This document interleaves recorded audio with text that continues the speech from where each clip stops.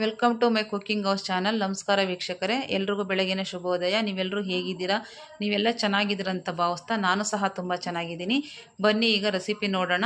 ಅದಕ್ಕಿಂತ ಮುಂಚೆ ಯಾರು ನನ್ನ ಚಾನಲ್ಗೆ ಸಬ್ಸ್ಕ್ರೈಬ್ ಆಗದೆ ನೋಡ್ತಾ ಇದ್ದೀರೋ ಅವರೆಲ್ಲ ನನ್ನ ಚಾನಲ್ಗೆ ಸಬ್ಸ್ಕ್ರೈಬ್ ಆಗಿ. ನೀವು ಸಬ್ಸ್ಕ್ರೈಬ್ ಮಾಡ್ಕೊಂಡು ನೋಡಿದರೆ ನಾನು ಹಾಕೋ ವೀಡಿಯೋಗಳು ನಿಮಗೆ ಫಸ್ಟ್ ಬರ್ತವೆ. ಹಾಗಾಗಿ ಸಬ್ಸ್ಕ್ರೈಬ್ ಮಾಡಿಕೊಂಡು ನೋಡಿ, ನನ್ನ ವೀಡಿಯೋಗಳಿಗೆ ಲೈಕ್ ಮಾಡಿ, ಶೇರ್ ಮಾಡಿ, ಸಪೋರ್ಟ್ ಮಾಡಿ ಅಂತ ಹೇಳ್ತಾ ಬನ್ನಿ ಈಗ ರೆಸಿಪಿ ನೋಡೋಣ. ಇಲ್ಲಿ ನಾನು ಒಂದು ದೊಡ್ಡ ಬಟ್ಲು ತುಂಬ ಒಂದು ಹಲಸಿನ ಬೀಜ ತೊಗೊಂಡಿದ್ದೀನಿ.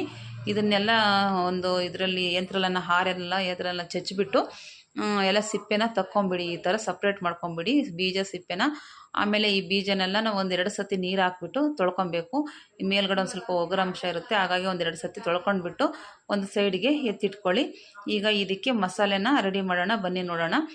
ಒಂದು ಜಾರಿಗೆ ಒಂದು 4 ಸ್ಪೂನು ಸಾಂಬಾರು ಪುಡಿ ಹಾಕ್ಕೊಂಡು, ಒಂದು ಹೆಚ್ಚಿರೋಂಥ ಈರುಳ್ಳಿ, ಆಮೇಲೆ ಒಂದು 3 ಟೊಮೊಟೊ ಹೆಚ್ಚಿರೋ ಅಂಥದ್ದನ್ನ ಹಾಕ್ಕೊಂಡು, ಒಂದು ಅರ್ಧ ಬೌಲು ಕಾಯಿ ತುರಿ ಸಹ ಹಾಕ್ಕೊಂಡು, ಇದಕ್ಕೆ ರುಬ್ಬೋದಕ್ಕೆ ಎಷ್ಟು ಬೇಕೋ ಅಷ್ಟು ನೀರನ್ನು ಹಾಕ್ಕೊಂಡು ಇದನ್ನು ಮಸಾಲೆ ರುಬ್ಕೊಂಡು ಬಂದು ತೊಗೊಂಬರ್ಬೇಕು.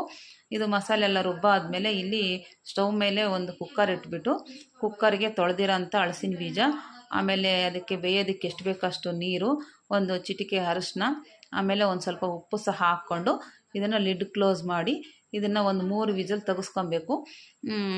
3 ವಿಸಿಲ್ ಬಂದಾದಮೇಲೆ ಇದನ್ನು ಲಿಡ್ ಓಪನ್ ಮಾಡಿ ಒಂದು ಸತಿ ಬೆಂದಿದೆಯಲ್ಲ ಅಂತ ನೋಡ್ಕೊಳ್ಳಿ. ಬೆಂದಿಲ್ಲ ಅಂದರೆ ಇನ್ನೊಂದು ವಿಸಿಲ್ ತಗೊಳ್ಳಿ. ಅಷ್ಟೊತ್ತಿಗೆ 3 ವಿಸಿಲ್ಗೆ ಬೆಂದಿರುತ್ತೆ. ಅಕಸ್ಮಾತ್ ಬಂದಿಲ್ಲ ಅಂದರೆ ಇನ್ನೊಂದು ವಿಸಿಲ್ ಹಾಕ್ಕೊಳ್ಳಿ.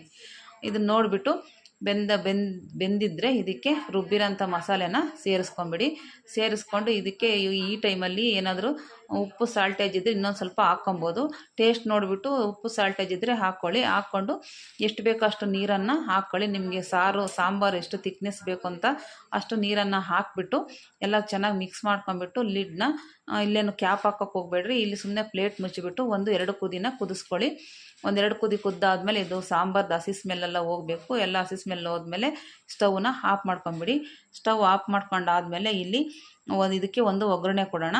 ಒಂದು ಬಾಣಲಿಗೆ 1-2 ಸ್ಪೂನ್ ಎಣ್ಣೆ, ಒಂದು ಅರ್ಧ ಸ್ಪೂನು ಸಾಸಿವೆ, ಒಂದು ಸ್ವಲ್ಪ ಕರಿಬೇವಿನ ಸೊಪ್ಪು, ಒಂದು ಉದ್ದಗೆ ಹೆಚ್ಚಿರೋಂಥ ಈರುಳ್ಳಿ ಸಹ ಹಾಕ್ಕೊಂಡು ಒಗ್ಗರಣೆ ಮಾಡಿಬಿಟ್ಟು ಈ ಒಗ್ಗರಣೆನ ಈ ಸಾಂಬಾರಿಗೆ ಹಾಕ್ಕೊಂಬಿಟ್ಟು ಎಲ್ಲ ಮಿಕ್ಸ್ ಮಾಡ್ಕೊಳ್ಳಿ. ಮಿಕ್ಸ್ ಮಾಡ್ಕೊಂಡ್ರೆ ಈ ಸಾಂಬಾರು ರೆಡಿ ಆಗುತ್ತೆ. ಅನ್ನದ ಜೊತೆ, ಮುದ್ದೆ ಜೊತೆ ತಿನ್ನೋಕ್ಕೆ ತುಂಬ ರುಚಿಯಾಗಿರುತ್ತೆ. ನಾವು ಹಲಸಿನ ಹಣ್ಣು ತಂದಾಗ ಏನು ಮಾಡ್ತೀವಿ ಅಂದರೆ ಹಣ್ಣನ್ನು ತಿಂದುಬಿಡ್ತೀವಿ, ಬೀಜನ ಬಿಸಾಕ್ಬಿಡ್ತೀವಿ. ಹಾಗೆ ಮಾಡೋಕ್ಕೆ ಹೋಗಬೇಡಿ. ಈ ಥರ ಒಳ್ಳೊಳ್ಳೆ ರೆಸಿಪಿ ಸಹ ಮಾಡಿಕೊಂಡು ತಿನ್ಬೋದು. ಅದರಲ್ಲಿ ನಾನು ಒಂದು ಸಾಂಬಾರು ರೆಸಿಪಿನ ಮಾಡಿ ತೋರಿಸಿದ್ದೀನಿ. ಈ ಥರ ನೀವು ಒಂದ್ಸರಿ ಮನೆಯಲ್ಲಿ ಟ್ರೈ ಮಾಡಿ ನೋಡಿ, ತುಂಬ ರುಚಿಯಾಗಿರುತ್ತೆ. ಎಲ್ಲ ಇಷ್ಟಪಟ್ಟು ತಿಂತಾರೆ.